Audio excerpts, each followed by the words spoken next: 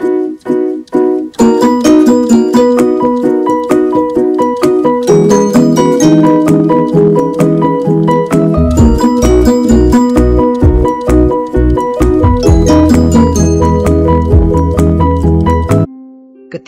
mereka di situ, tibalah waktunya bagi Maria untuk bersalin. Dan ia melahirkan seorang anak laki-laki, anaknya yang sulung. Lalu dibungkusnya dengan lampin dan dibaringkannya di dalam palungan, karena tidak ada tempat bagi mereka di rumah penginapan. Di daerah itu ada gembala-gembala yang tinggal di padang menjaga kawanan ternak mereka pada waktu malam. Tiba-tiba berdirilah seorang malaikat Tuhan di dekat mereka, dan kemuliaan Tuhan bersinar meliputi mereka dan mereka sangat ketakutan. Lalu kata malaikat itu kepada mereka, "Jangan takut, sebab sesungguhnya aku memberitakan kepadamu kesukaan besar untuk seluruh bangsa. Hari ini telah lahir bagimu juru selamat, yaitu Kristus, Tuhan, di kota Daud. Dan inilah tandanya bagimu. Kamu akan menjumpai seorang bayi dibungkus dengan lampin dan terbaring di dalam palungan." Dan tiba-tiba tampaklah bersama-sama dengan malaikat itu sejumlah besar bala tentara sorga yang memuji Allah. Katanya, "Kemuliaan bagi Allah di tempat tinggi, dan damai sejahtera di bumi, di antara manusia yang berkenan kepadanya."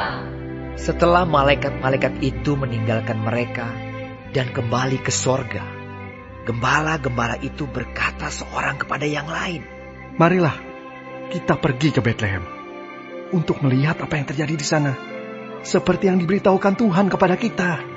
Lalu mereka cepat-cepat berangkat dan menjumpai Maria dan Yusuf dan bayi itu yang sedang berbaring di dalam palungan. Dan ketika mereka melihatnya, mereka memberitahukan apa yang telah dikatakan kepada mereka tentang anak itu. Dan semua orang yang mendengarnya heran tentang apa yang dikatakan gembala-gembala itu kepada mereka. Tetapi Maria menyimpan segala perkara itu di dalam hatinya dan merenungkannya. Maka kembalilah gembala-gembala itu sambil memuji dan memuliakan Allah, karena segala sesuatu yang mereka dengar dan mereka lihat semuanya sesuai dengan apa yang telah dikatakan kepada mereka.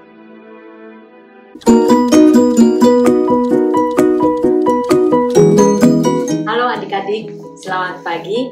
Selamat berjumpa kembali pada pagi hari ini di minggu pertama di bulan Desember. Sudah siap semua untuk kita belajar pada pagi hari ini di pelajaran 10. Tapi sebelumnya kita akan berdoa terlebih dahulu.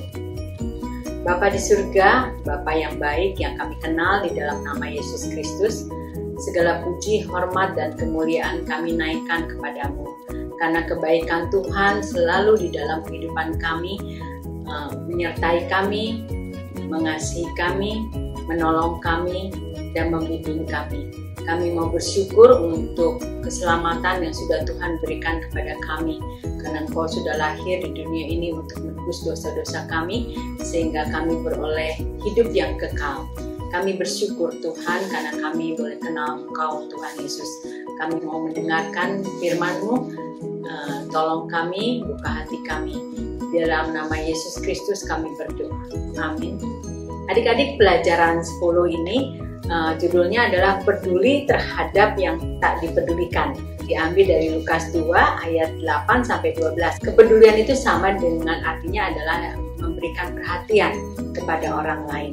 Adik-adik, di dalam kehidupan kita secara sadar atau tidak sadar, secara resmi atau tidak resmi, seringkali di dalam masyarakat kita seringkali mengkotak-kotakan ya menjadi kelompok-kelompok tertentu. Ada yang kelompok berdasarkan ras, kelompok berdasarkan agama, kelompok berdasarkan pekerjaan atau bidang pendidikan dan lain sebagainya. Pembagian-pembagian ini secara garis besarnya itu kemudian kita bagi lagi menjadi dua. yaitu masyarakat yang terpandang dengan kelompok masyarakat yang tidak terpandang. Kalau kita melihat yang tidak terpandang, adik-adik lihat di halaman 41, di situ ada komunitas-komunitas yang tidak terpandang. Ada pedagang koran, ada anak jalanan. Nah, kenapa saya bahas ini? Adik-adik pernah dengar atau baca di Alkitab bahwa berita tentang keselamatan kelahiran Tuhan Yesus itu diberitakan oleh malaikat kepada mereka para gembala, termasuk golongan yang tidak terpandang, karena dia itu kebanyakan berasal dari orang-orang miskin, dan gembala itu kebanyakan orang-orang yang rata-rata miskin. Tetapi kita bisa melihat di sini, kenapa kemudian Allah memilih para gembala untuk mendengarkan berita besar itu. Oleh karena itu Allah mengirim malaikatnya mengabarkan berita besar ini kepada para gembala. Luar biasa bukan? Allah memilih orang yang tidak terpandang di masyarakat untuk mendengar berita yang besar tentang kelahiran Tuhan Yesus. Adik-adik, di sini kita bisa melihat bahwa Allah itu adalah Allah yang luar biasa. Allah itu memperdulikan orang-orang yang kita mungkin kurang peduli, tetapi Allah mempedulikan orang-orang yang tidak dipedulikan. Adik-adik, sebentar kita akan mendengarkan dari Pastor Alexias. Mari kita dengarkan sama-sama.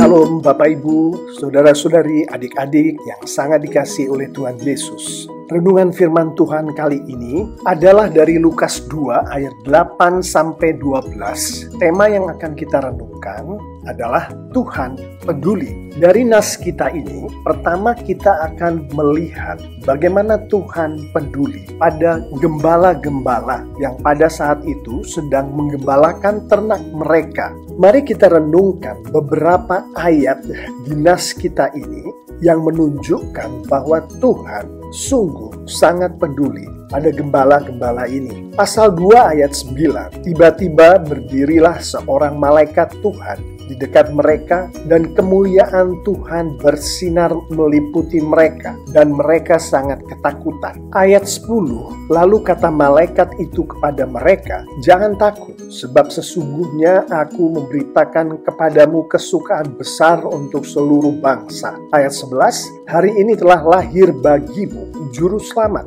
yaitu Kristus, Tuhan di kota Daud. Kata mereka di ayat-ayat ini adalah gembala-gembala. Secara tersurat dan tersirat, kita melihat gembala-gembala ini mengalami kemuliaan Tuhan. Alkitab dengan jelas menunjukkan siapapun yang mengalami kemuliaan Tuhan, yang bersangkutan itu sedang mengalami berkat yang luar biasa yang datangnya dari Tuhan. Gembala-gembala ini juga menerima berita kesukaan besar.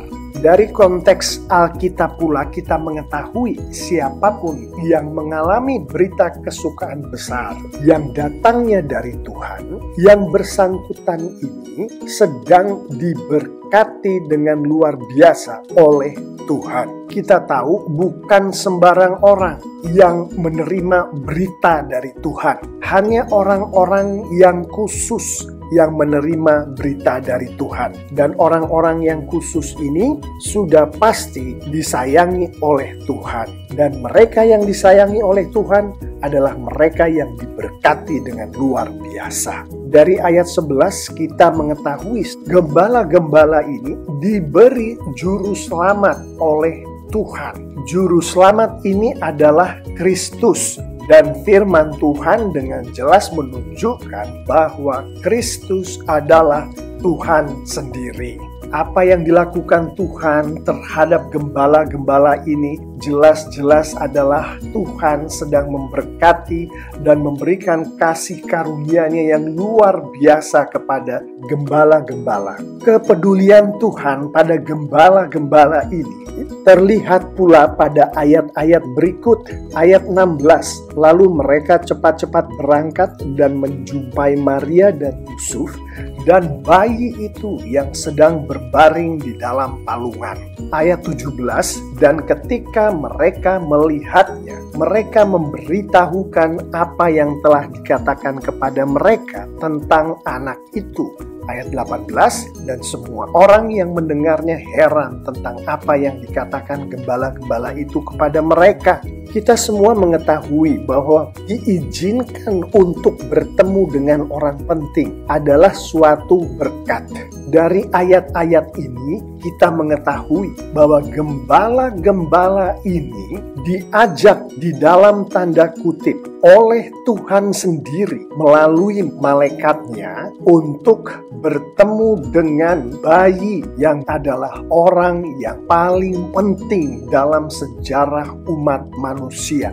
Bayi ini adalah Yesus Kristus Tuhan. Jika bertemu dengan seorang pemimpin negara atau seorang raja adalah suatu berkat, maka bertemu dengan Tuhan sendiri, yaitu bayi yang berbaring di dalam palungan itu adalah suatu berkat dan kehormatan yang luar biasa yang Tuhan berikan pada gembala-gembala ini, yang menunjukkan Tuhan peduli pada mereka. Satu lagi kepedulian Tuhan pada gembala-gembala ini, dari konteks Alkitab kita mengetahui berkat terbesar yang dapat diterima oleh manusia dari Tuhan adalah Tuhan mempergunakan manusia itu untuk kemuliaan Tuhan. Dengan kata lain, pada saat Tuhan sedang mempergunakan manusia tertentu, maka manusia tertentu itu sedang diberkati oleh Tuhan dengan luar biasa. Dari ayat 17 dan 18 ini kita mengetahui gembala-gembala itu sedang dipergunakan oleh Tuhan dengan luar biasa, yaitu dipergunakan oleh Tuhan untuk memberitahukan mengenai bayi istimewa itu, yaitu Yesus Kristus. Dengan kata lain, gembala-gembala itu dipergunakan oleh Tuhan untuk bersaksi tentang bayi Yesus. Gembala-gembala ini sedang diberkati oleh Tuhan dengan luar biasa. Bapak, Ibu, saudara-saudari, adik-adik yang sangat dikasihi oleh Tuhan Yesus, pernahkah kita mengalami kemuliaan Tuhan? Pernahkah kita mengalami Tuhan sedang melakukan karya mujizatnya di dalam kehidupan kita?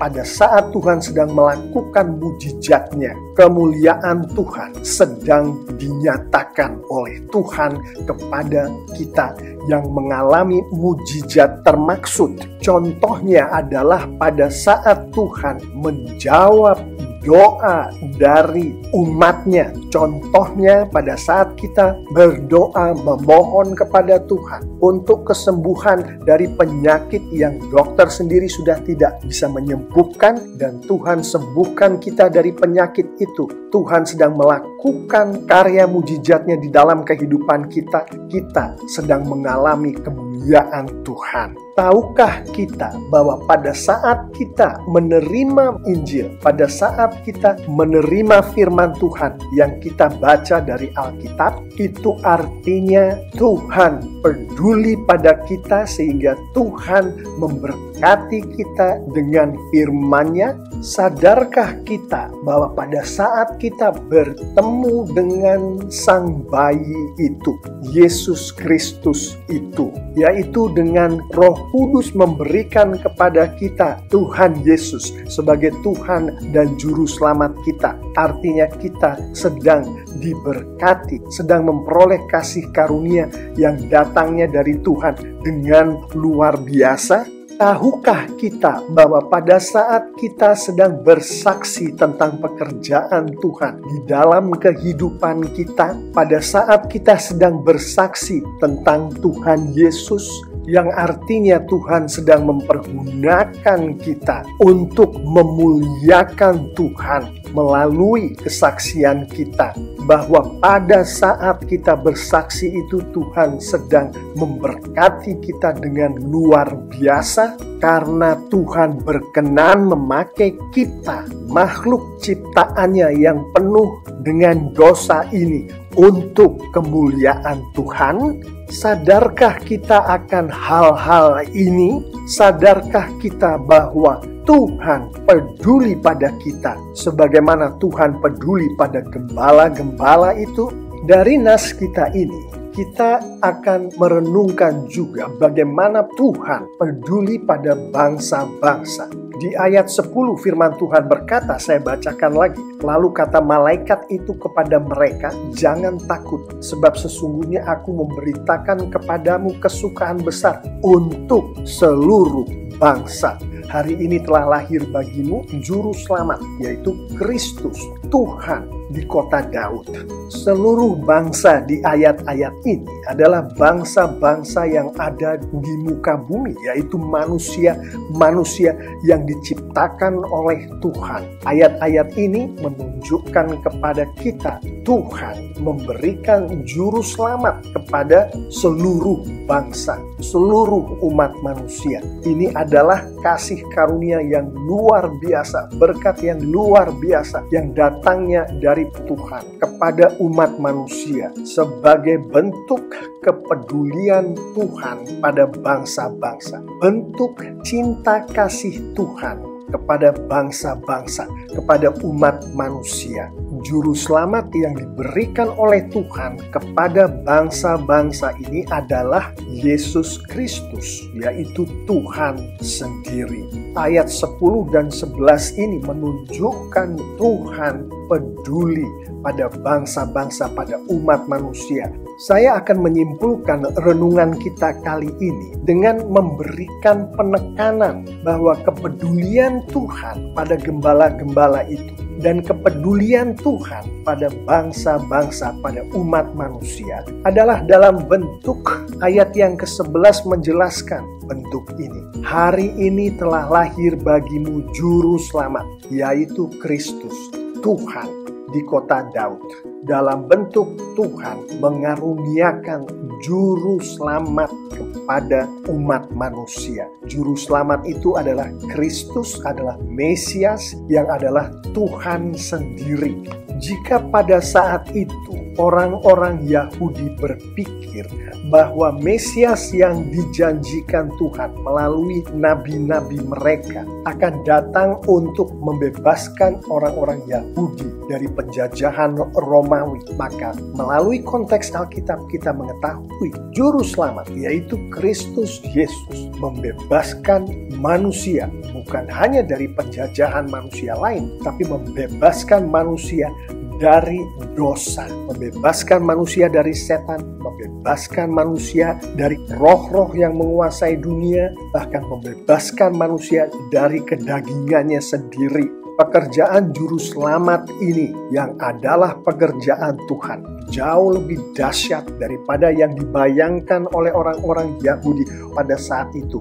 Dari konteks Alkitab kita mengetahui bahwa manusia yang dikuasai oleh dosa, oleh kekuatan setan, oleh kekuatan roh-roh penguasa dunia, oleh kekuatan kedagingan manusia itu sendiri.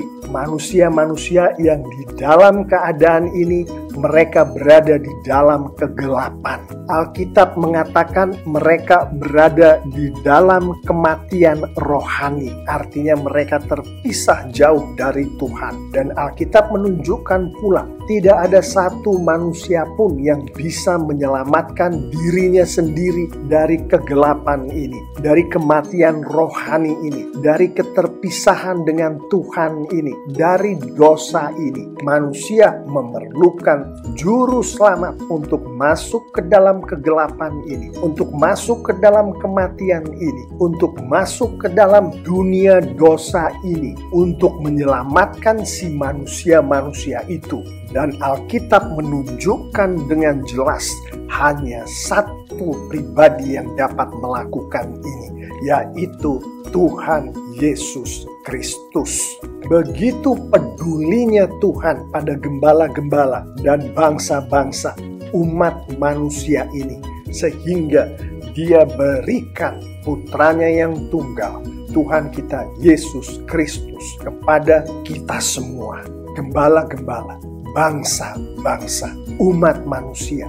Saya akan menutup renungan kita ini dengan sedikit membicarakan mengenai pada saat si gembala-gembala itu didatangi oleh malaikat Tuhan dan malaikat Tuhan berbicara mengenai sang bayi itu. Bagaimanakah gembala-gembala ini bisa mengetahui dari sekian banyaknya bayi yang lahir di daerah di mana si gembala-gembala itu berada, bahwa sang bayi termaksudlah yang dimaksud oleh malaikat Tuhan ini? Ayat 12 menunjukkan, dan inilah tandanya bagimu, kamu akan menjumpai seorang bayi dibungkus dengan lampin dan terbaring di dalam palungan. Si gembala-gembala ini tahu bahwa bayi yang dimaksud oleh malaikat Tuhan itu adalah seorang bayi yang dibungkus dengan lampin dan terbaring di dalam palungan. Itulah sang bayi itu. Itulah sang Yesus Kristus itu. Pada masa itu, gembala-gembala menggembalakan ternak, menggembalakan kambing dan domba. Sebagian ternak yang digembalakan oleh para gembala itu ditujukan untuk dikorbankan di dalam upacara-upacara keagamaan orang Yahudi pada saat itu. Ternak atau kambing atau domba yang ditujukan untuk dikorbankan itu haruslah dalam keadaan sehat dan tidak cacat. Yang dilakukan oleh gembala-gembala ini agar ternaknya sehat dan tidak cacat sehingga layak untuk dikorbankan adalah antara lain ternak-ternak yang baru lahir ditaruhlah oleh si gembalanya di palungan supaya dia tidak terinjak-injak oleh ternak lain atau bahkan diganggu oleh binatang-binatang lain, dan supaya ternak yang baru lahir ini tidak bergerak-gerak sedemikian rupa sehingga kakinya atau kepalanya terantuk oleh barang keras, maka ternak-ternak yang baru lahir ini dibungkuslah oleh gembalanya dengan lampin. Dengan demikian, ternak yang baru lahir yang ditaruh di palungan dan dibungkus dengan lampin ini menjadi ternak yang sehat dan tidak cacat, yang layak untuk dikorbankan. Sang bayi yang adalah Yesus Kristus ini dibaringkan di dalam palungan dan dibungkus dengan kain, dibungkus dengan lampin. Dari konteks Alkitab kita mengetahui bayi ini nantinya, Sang Yesus Kristus itu nantinya akan menjadi korban yang sempurna, sehat dan tidak bercacat, tidak berdosa bagi Allah di kayu salib untuk menyelamatkan umat manusia. Hanya ada satu bayi yang dikatakan oleh malaikat Tuhan itu kepada gembala-gembala, yaitu bayi yang dibungkus dengan lampin dan terbaring di dalam palungan. Hanya ada satu juru selamat, yaitu sang bayi, yaitu sang Yesus Kristus yang mati di kayu salib untuk menebus dosa-dosa manusia, sehingga manusia boleh memperoleh kehidupan yang kekal bersama-sama dengan Tuhan. Demikianlah Tuhan peduli pada gembala-gembala itu, demikianlah Tuhan peduli pada bangsa-bangsa, demikianlah Tuhan peduli pada umat manusia, demikianlah Tuhan peduli pada kita semua, anak-anaknya. Bentuk kepedulian Tuhan adalah dalam memberikan juru selamat kepada kita, yaitu juru selamat yang mati disalibkan sebagai korban yang sempurna bagi Tuhan untuk menebus dosa kita semua. Saya akan mengakhiri renungan kita kali ini dengan beberapa penerapan ini. Sudahkah Yesus Kristus, sang bayi itu, menjadi juru selamat dan Tuhan bagi Anda? Jika jawaban Anda adalah belum, berdoalah dan memintalah Roh Kudus untuk memberikan kepada Anda Yesus Kristus sebagai Tuhan dan Juru Selamat. Setelah Anda memiliki Yesus Kristus sebagai Tuhan dan Juru Selamat yang dikaruniakan Tuhan kepada Anda, sebagaimana gembala-gembala di padang itu, ceritakanlah kepada sebanyak mungkin orang di dalam kehidupan Anda tentang Yesus Kristus, tentang sang bayi itu. tentang kabar baik Tuhan Yesus, tentang mujizat-mujizat Tuhan Yesus, tentang firman Tuhan, tentang Alkitab. Saya mengimani jika kita semua anak-anak Tuhan melakukan firman Tuhan ini lengkap dengan penerapan-penerapannya, maka Tuhan kita dipermuliakan dengan luar biasa. Dan sebagaimana disampaikan oleh Alkitab, baik secara tersurat maupun tersirat, anak-anak Tuhan yang memuliakan Tuhan dengan luar biasa akan diberkati oleh Tuhan dengan luar biasa pula. Amin. Nah, adik-adik sudah mendengarkan tambahan dari Pastor Alex melengkapi apa yang saya bawakan tadi. Adik-adik, mari kita tunjukkan seperti Allah sudah peduli kepada orang-orang yang tidak terpandang. Mari kita peduli terhadap mereka. Caranya seperti apa? Caranya adalah satu, mari kita mendoakan salah satu komunitas orang-orang yang tidak dipedulikan oleh manusia, misalnya anak gelandangan. Yang kedua, kita memberikan bantuan, ya. Bantuan itu baik secara langsung atau tidak langsung terhadap orang yang membutuhkan.